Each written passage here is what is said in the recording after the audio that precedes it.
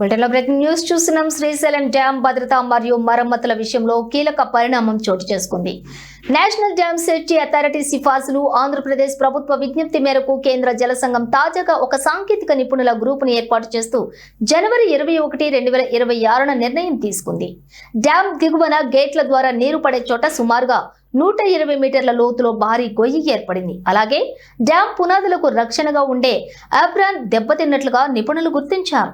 CWC chief engineer Vivek Tripathi నేతృత్వంలోని ఈ బృందంలో కేంద్ర జల సంఘం, జియోలాజికల్ సర్వే ఆఫ్ ఇండియా ప్రతినిధులతో పాటుగా 2 తెలుగు రాష్ట్రాల ఇంజనీర్లు సభ్యులుగా ఉంటారు.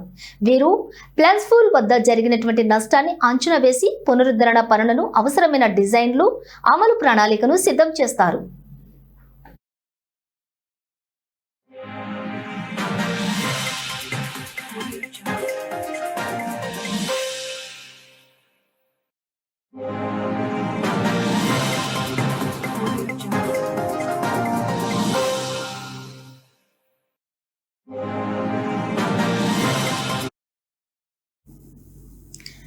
ఇక శ్రీశైలం డ్యాం శాశ్వత మరమ్మతులు మరియు ప్రొటెక్టివ్ స్టీల్ సిలిండర్ల ఏర్పాటు కోసం ఆంధ్రప్రదేశ్ ప్రభుత్వం సుమారుగా 203.95 కోట్ల మంజూరు చేసింది. ప్రపంచ బ్యాంక్ ఆర్థిక సహాయంతో మొత్తం 900 కోట్లకు పైగా ఖర్చుతో పనులు చేపట్టే అవకాశం ఉంది.